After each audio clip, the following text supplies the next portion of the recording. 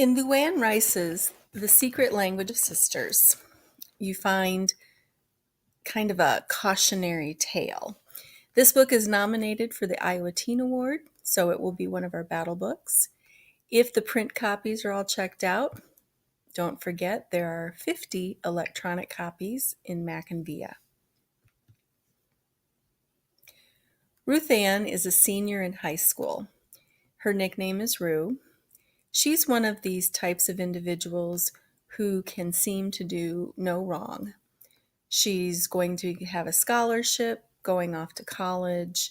She's a leader. She gets good grades. She's got the perfect boyfriend. Life is good for Rue. This is her younger sister, Matilda.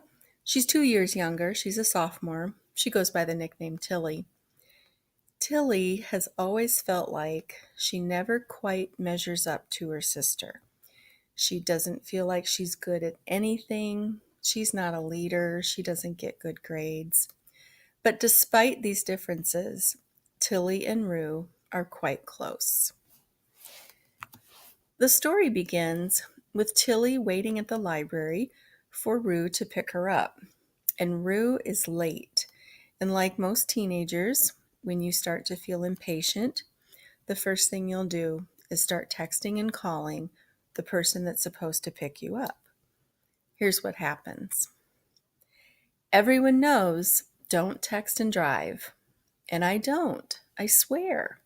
Well, I do. But only when I'm sure it's safe, when there are no other cars, no bends in the road, only in daylight, and only when it's a quick reply. I see our town's single traffic light half a mile ahead. The bridge is on my left. It arches over the Connecticut River, a simple span with the most beautiful views in the world. I am going 43 miles an hour, just slightly over the speed limit.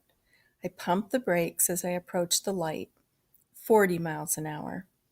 Phone in my right hand, thumb hitting the keys as my eyes dart from the road to the keyboard.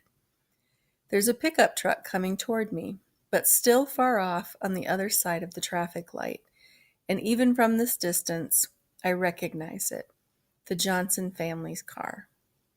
Plenty of time, slowing more, 30 miles an hour, and I press the numeral 5, and I look down directly at my phone to quickly type the next part. Minutes away.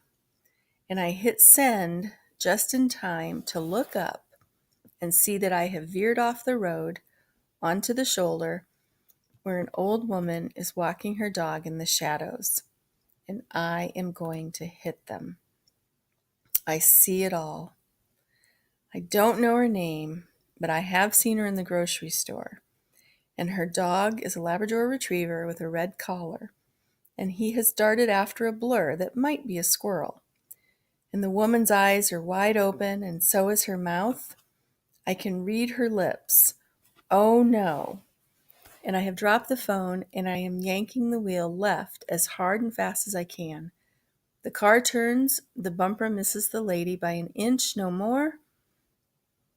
But I feel a thud, and my heart sickens because I know I have hit the dog. I scream out, and I would do anything if I could turn back time. Just 11 seconds, just 13 seconds to save that poor dog. And the car spins around so fast, one circle, then another, and I remember my father saying, "Steer into the skid," which makes no sense, especially because now the car is somersaulting down the riverbank, the windows are smashing and glass is flying, and just trying to breathe, I gulp a piece of it down and have time to wonder if it will cut my insides, shred my throat and stomach. When the car lands in a place no car should ever land, nose down, on its roof, in the frozen creek. I am hanging by my seatbelt. I look around, and everything is quiet except the sound of rushing water. Only the stream is solid ice. It isn't moving at all. The only liquid is the river of my blood, and then the world goes away. Rue wakes up in a hospital room, and Tilly is there. And Rue sits up and has a conversation with Tilly. But as she's talking, she starts to feel something funny in her head. And she even says to Tilly, "I feel funny, Tilly. I feel funny." Well, then, not long after that, Rue wakes up again. But this time things are different. She can't move any part of her body: arms, legs, mouth, eyelids, nose, nothing. But she can hear and see and understand everything going on around her. Rue has what's known as locked-in syndrome, where she's unable to communicate what she's thinking or feeling or seeing because no part of her body will move. Tilly is going through some guilty feelings while this is happening to Rue.